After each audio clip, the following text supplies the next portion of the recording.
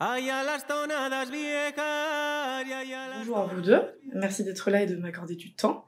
Donc cette interview elle va faire suite à votre coordination du dossier Terrain commun dans le numéro 19 de la revue Volume. Elle est faite dans une volonté de mise en valeur de votre travail sur le site de Modal de Média. Pour une remise en contexte, Modal Média c'est un site participatif qui promeut les musiques et danses traditionnelles et les cultures de l'oralité. Et donc il a vocation à être un outil au service de toutes et de tous.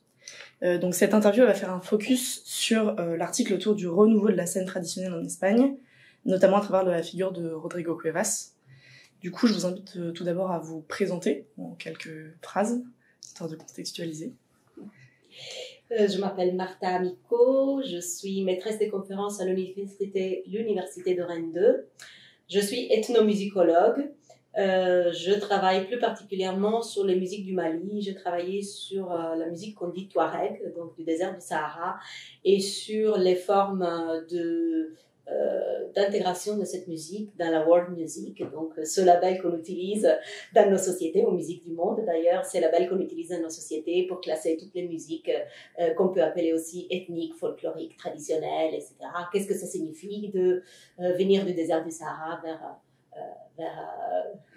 la world music et de travailler dans ce sens-là. Quoi d'autre? C'est tout. Je voulais faire autre chose. Eh ben moi je travaille avec Marta à l'université Rennes 2 dans le département de musique et moi j'enseigne plutôt les musiques actuelles, donc la tradition européenne ou anglophone ou américaine, donc ça va du rock, du jazz, du hip-hop, de la chanson, voilà, donc c'est comme ça un peu qu'on se répartit le travail, mais on est collègues, on travaille beaucoup ensemble et là alors moi j'ai une formation plutôt en anthropologie de la musique et de la culture noire américaine, donc c'est assez proche de l'ethnomusicologie, c'est pas forcément les mêmes méthodes d'enquête, mais on a eu envie en fait avec ce numéro d'abord de faire un colloque qui a eu lieu en septembre 2020. C'est ça, ouais, c'était à la fin de la première phase de la pandémie. On a réussi à le faire en présentiel entre Vitré, la maison des cultures du monde, et Rennes 2. Et voilà, on était très fiers d'avoir réussi à le faire parce que voilà, c'est toujours un peu triste les colloques en distanciel, il y en a eu beaucoup. Et celui-là, c'est vraiment tenu. Et puis à l'issue de ce colloque, on a eu envie de prolonger dans cette publication. Donc une partie, il y avait eu 30 personnes qui étaient intervenues lors du colloque, des musiciens aussi, il y a eu des concerts, etc. Et on a eu envie de faire un numéro en gardant une dizaine de contributions. Ok, super, merci. Si vous êtes ok, on va commencer les questions. Très bien. Alors, donc vous avez coordonné le numéro 19 de la revue Volume. Est-ce que vous pourriez nous souligner vos choix éditoriaux, ce que vous avez fait par rapport en fait, à cette question de terrain commun autour des musiques populaires? Terrain commun, pour nous, c'était un outil heuristique, on dit, qui nous permettait de questionner les musiques populaires, de questionner totalement certains rapports qu'on a à ces musiques, certaines rapprochements ou même divergences, oppositions qu'on a entre chercheurs ou entre musiciens ou entre passionnés des musiques populaires. Par exemple, quand on fait la différence entre une musique qu'on appelle traditionnelle et une musique actuelle, quand on fait la différence entre le texte musical et les questions de réception, de diffusion, quand on fait différence entre, pour revenir à des sujets qui me sont chers, entre quelqu'un qui joue dans le désert du Sahara ou qui joue sur une scène rock ou pop, etc.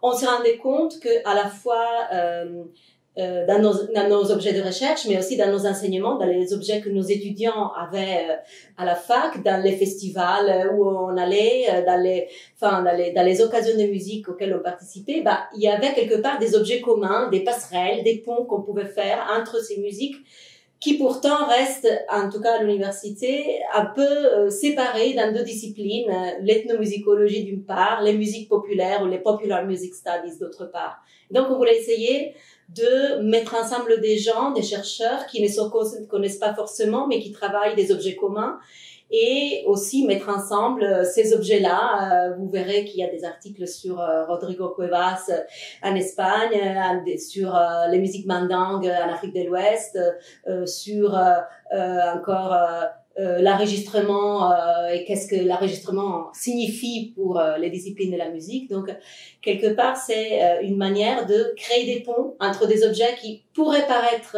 distants, mais qui finalement sont proches aujourd'hui dans les études et dans la pratique. D'accord. Donc avec Modal le Média, on s'est arrêté sur un texte qui met en avant le renouveau des musiques en Espagne, surtout autour de la figure de Rodrigo Cuevas. Donc, est-ce que vous pourriez nous expliquer pourquoi le choix de ce texte et en quoi il illustre le propos de l'ouvrage? Oui, merci pour ce choix. Donc c'est vrai que Rodrigo Cuevas, c'est une figure qui a commencé à être connue en France depuis quelques années, passage de Transmusical, plus récemment à No Border. En fait, nous, c'est pas sur Rodrigo Cuevas qu'on s'est arrêté, c'est sur les collègues qui ont fait cette enquête. En fait, moi, ils m'ont fait découvrir cet artiste-là. Donc on avait passé commande à Silvia Martinez et Lauriane Garcia.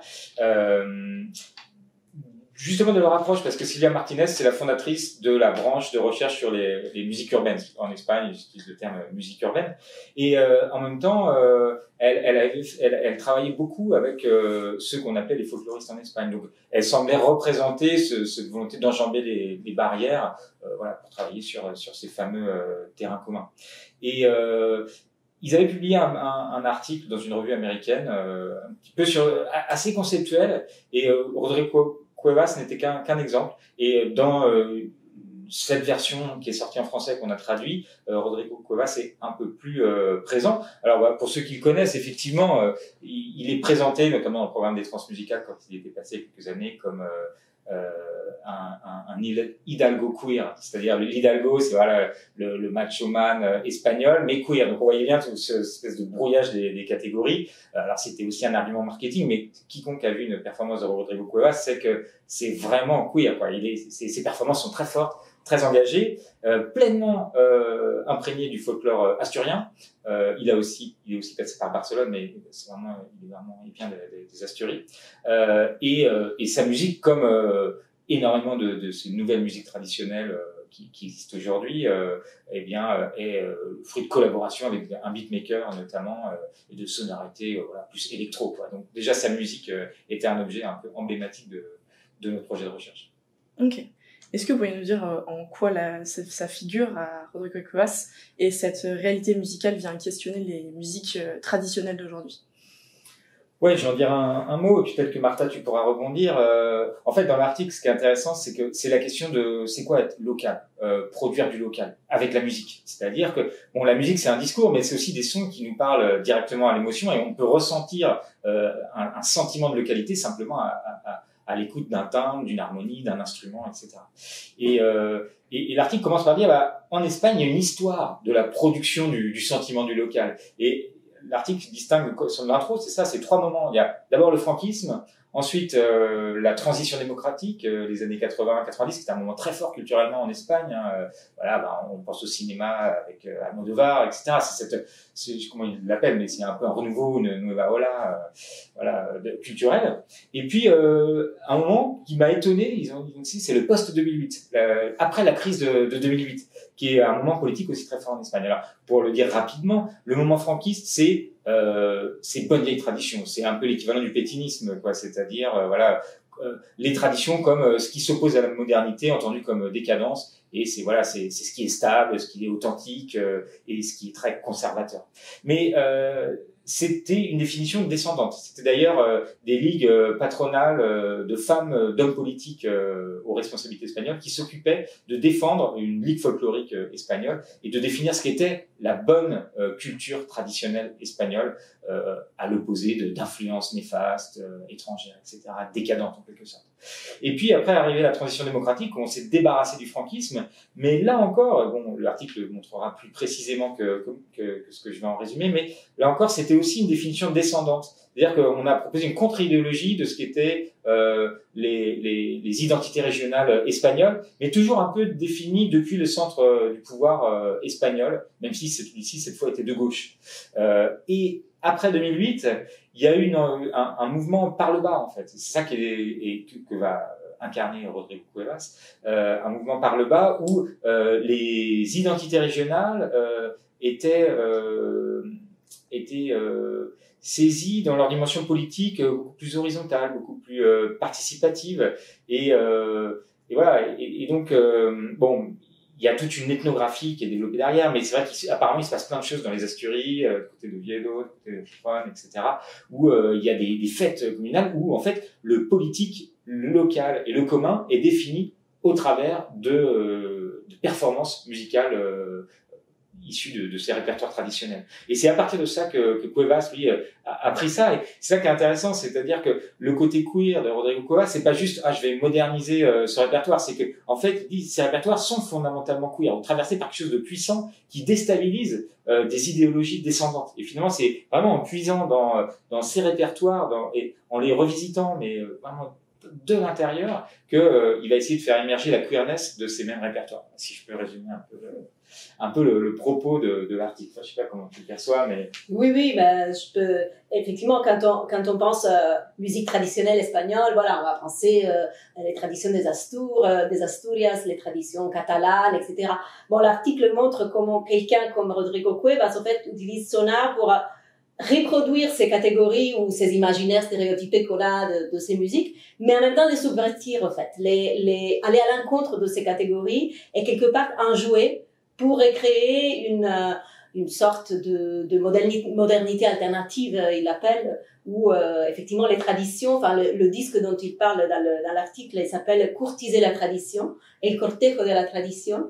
Et donc c'est l'idée que voilà, la tradition, on la vit pas comme si c'était quelque chose de comment dire, de vrai une fois pour toutes, mais en fait on y joue pour dire quelque chose politiquement très fort, qui en fait qu'est-ce que c'est que l'identité espagnole contemporaine dans un pays, bon, dans le capitalisme tardif, ou dans un pays qui essaye de faire tant bien que mal avec ces identités régionales qui ont été minorisées par le passé, mais qui aujourd'hui, qu'est-ce qu'on a fait, en fait, de ces identités, et qu'est-ce qu'on fabrique, en fait, comme identité commune. Et l'article finit sur la notion de vivre ensemble. Bon, c'est le bien vivre espagnol, on l'a traduit avec vivre ensemble, c'était pas facile de trouver vraiment un syntaxe exact, mais c'est un peu ça, en fait, c'est l'idée que Rodrigo Cuevas propose à travers sa musique, à travers des mises en scène, à travers des habits, à travers les collaborations avec plusieurs musiciens, des musiques traditionnelles, de beatmakers, etc., avec une façon de se présenter, voilà, il propose une manière de vivre ensemble dans l'Espagne d'aujourd'hui. Plus exactement, je crois que l'album s'appelle Manual de Cortejo, qu'on pourrait traduire par l'art de faire la cour. Et voilà, et tout l'érotisme en fait intrinsèque à ces répertoires est repris. Donc c'est ce que j'essayais d'expliquer tout à l'heure, c'est-à-dire qu'il puise aussi dans cet érotisme présent et présent dans la musique. Et voilà, et il montre aussi voilà que cet érotisme et cette queerness peut être vraiment déjà dans les répertoires plutôt que associé à une urbanité ou une modernité, quoi. C'est vrai que c'est assez fascinant et les vidéos qu'on peut voir de Cuevas sont assez excellentes. Peut-être qu'on pourra mettre un lien en dessous de cet article. Super. Ben, merci beaucoup d'avoir répondu à mes questions. Est-ce que vous avez envie d'ajouter quelque chose? Non. Tout va bien. Non, mais on est content de pouvoir communiquer avec ce public. C'est vrai que là, il y a l'autre livre là qui sort au même moment, la création dans les musiques traditionnelles en France. Et bon, en discutant avec vous, avec Alban, ça faisait vraiment écho, quoi. Donc, voilà, je pense qu'on est sur la même longueur. Super. Et ben, merci beaucoup. Et puis, j'étais ravie de discuter. Merci. Merci.